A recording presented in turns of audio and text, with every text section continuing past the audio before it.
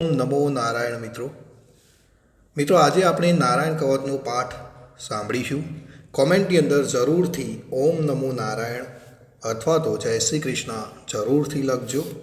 અને આ નારાયણ કવચનો પાઠ જે છે એ જરૂરથી આપણે સંપૂર્ણ સાંભળીશું. તો આ નારાયણ કવચના જે ફળ કથન કહેવામાં આવ્યું છે એ ફળનું કથન આપણને જરૂરથી પ્રાપ્ત થશે.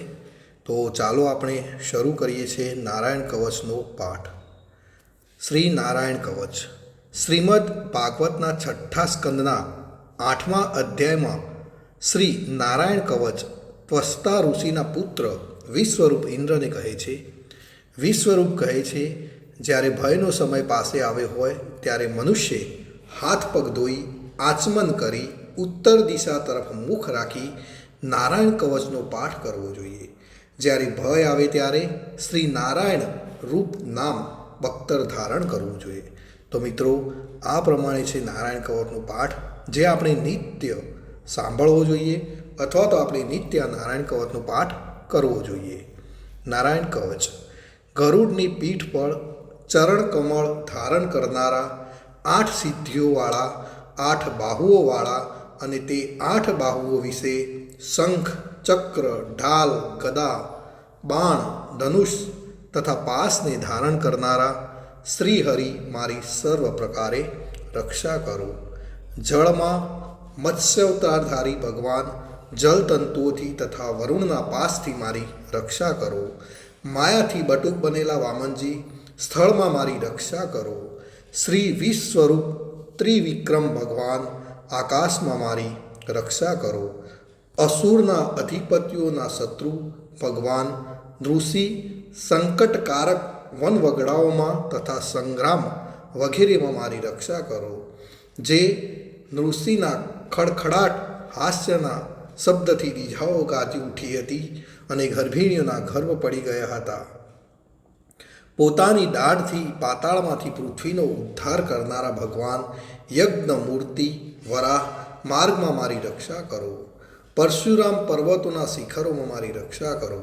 અને ભરતના મોટા ભાઈ રામ તથા લક્ષ્મણ પ્રવાસમાં અમારી રક્ષા કરો. અભિચારી વગેરે સર્વ ઉગ્ર ધર્મમાંથી તથા પ્રમાદમાંથી નારાયણ ભગવાન મારી રક્ષા કરો. નર ભગવાન ગર્વથી મારી રક્ષા કરો. યોગના સ્વામી દત્તાત્રેય યોગ ભ્રંશથી મારી રક્ષા કરો. ગુણના સ્વામી કપિલદેવ કર્મના બંધનથી મારી રક્ષા કરો. સનત કુમાર કામદેવથી મારી રક્ષા કરો. હયગ્રીવ ભગવાન રસ્તામાંથી જતા દેવોને પ્રણામ ન કરવા રૂપી અપરાધમાંથી મારી રક્ષા કરો. દેવર્ષિ શ્રેષ્ઠ મુનિ નારદ ભગવાનની પૂજામાં જે કોઈ વિઘ્ન નડે તેનાથી મારી રક્ષા કરો. અને કૂર્મ અવતાર શ્રી હરિ સર્વ પ્રકારના નરકમાંથી મારી રક્ષા કરો. ભગવાન ધન્વંતરી કુપથ્યામાંથી મારી રક્ષા કરો. જીતેન્દ્રિય ભગવાન ઋષભદેવ કામ ક્રોધ આદિના ભયમાંથી મારી રક્ષા કરો. યજ્ઞ અવતારી ભગવાન લોક અપવાદથી મારી રક્ષા કરો. બળભદ્ર ભગવાન મનુષ્ય તરફથી થનારા ઉપદ્રવોમાંથી મારી રક્ષા કરો. અને શેષ નાગ ક્રોધાવેશ નામના સર્પગણોથી મારી રક્ષા કરો. ભગવાન વેદવ્યાસ અજ્ઞાનથી મારી રક્ષા કરો. ભગવાન બુદ્ધ પ્રમાદવાળા પાખંડીઓના ટોળામાંથી મારી રક્ષા કરો. ધર્મની રક્ષા કરવા માટે અવતાર લેનાર ભગવાન કલ્કી કાળના મૂળ રૂપ કળિયુગથી મારી રક્ષા કરો. હે કેશવ ભગવાન પ્રભાતમાં ગદાથી મારી રક્ષા કરો. વેણુધર ભગવાન ગોવિંદ આ સંકટ કાળમાં મારી રક્ષા કરો. ઉદાર શક્તિ નારાયણ ભગવાન પ્રાહન કાળમાં મારી રક્ષા કરો. અને ચક્રધારી ભગવાન વિષ્ણુ મધ્યાહન કાળમાં મારી રક્ષા કરો. મધુ દૈત્યને મારનારા ઉગ્ર ધનુર્ધારી ભગવાન વિષ્ણુ ત્રીજા પહોરમાં મારી રક્ષા કરો. બ્રહ્મા વિષ્ણુ અને રુદ્ર એ 3 મૂર્તિવાળા ભગવાન માધવ સાયકાળમાં મારી રક્ષા કરો. ઇન્દ્રિયોના સ્વામી ઋષિકેશ ભગવાન પ્રદોષ કાળમાં મારી રક્ષા કરો. પદ્મનાભ ભગવાન કેવળ એક અર્ધરાતથી પહેલા કાળમાં અને અર્ધરાતે મારી રક્ષા કરો. શ્રી વત્સ્ય જેનું ચિહ્ન હશે એવા ઈશ શ્રી વિષ્ણુ પાછલી રાતે મારી રક્ષા કરો.